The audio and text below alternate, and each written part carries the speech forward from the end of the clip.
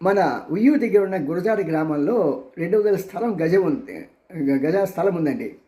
దాని యజమాని అతను శ్రీధర్, యలమంచిలి శ్రీధర్.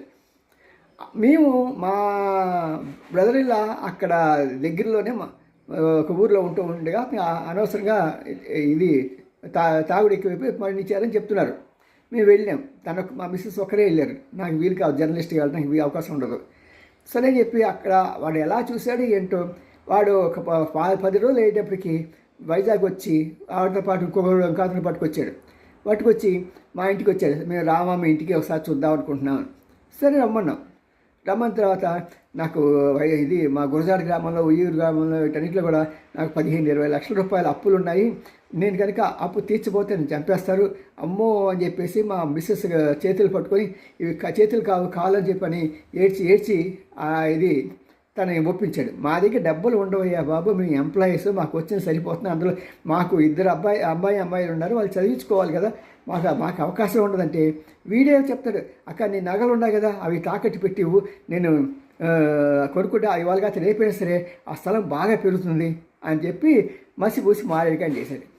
సరే అని చెప్పి సేల్ డీటీ కదా అని చెప్పి మమ్మల్ని వైజాగ్ వచ్చి ఉయ్యూరు తీసుకెళ్ళాడు ఒక డొక్కు ఇన్నోవా కారులో. అతని డ్రైవర్ కూడా సాయిబు. సో అతను మీరు 4 అయింది, మాది అమౌంట్ బ్యాంక్ ట్రాన్సాక్షన్ అయిందన్నమాట. ఆ డబ్బులు తీసుకున్న తర్వాత లోపల తీసుకెళ్ళి మా పేరును రిజిస్ట్రేషన్ చేయించాడు. ఇంతకుముందు ఏంటంటే అతను వేరే ఇంకోళ్ళు ఎవరికి ఇచ్చారట, వాళ్ళేమో వాళ్ళ దగ్గర నుంచి వాళ్ళు సేల్ చేసినట్టు ఇతను తీసుకున్నట్టు మళ్ళీ నెక్స్ట్ 10 నిమిషాల్లోనే మా పేరున అది ట్రాన్స్ఫర్ చేశాడు. ఇంతవరకు కదా పర్వాలేదు, బాగానే ఉంది. కానీ ఇప్పుడు ఏమైందంటే అది దాని వెనక సైడ్ ఉన్న గోడ లేదు, ప్రెషర్ గోడ, అది కట్టివయ్యా అని చెప్పి మేము 3 లక్షలు ఇచ్చాం. ఆ 3 లక్షలకి మాట పలుకు లేదు.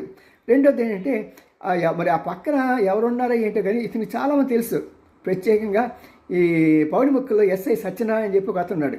అతను ఈ ఐడియా ఇచ్చాడు, ఈ కేసుని నువ్వు ఏం చేస్తావంటే తీసుకెళ్ళి కోర్టులో వేసి వాళ్ళే తెరలేక చేస్తారు అని చెప్పి అన్నాడు. అతని యొక్క సలహా మేరకు ఇతను కేసు వేసాడు.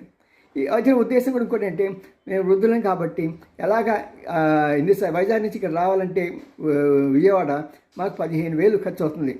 మరి ఎందుకంటే అక్కడి నుంచి బస్సులో రావాలి, 2 టికెట్లు, మళ్ళీ వెళ్ళాలి, ఆ తర్వాత రూములు తీసుకోవాలి, మళ్ళీ అక్కడి నుంచి ట్యాక్సీ చేయించుకొని మళ్ళీ ఉయ్యూరు దగ్గరికి వెళ్ళాలి. ఇవన్నీ చూసుకుంటే వీళ్ళు 4 సార్లు తిరిగేసి వెళ్ళిపోతారులే అని ఆ భరోసాతో ఉన్నాడు. మరి ప్రజలు నమ్మితే ఇలాగ మోసం చేసేస్తున్నారని ఎట్లా బతికేది?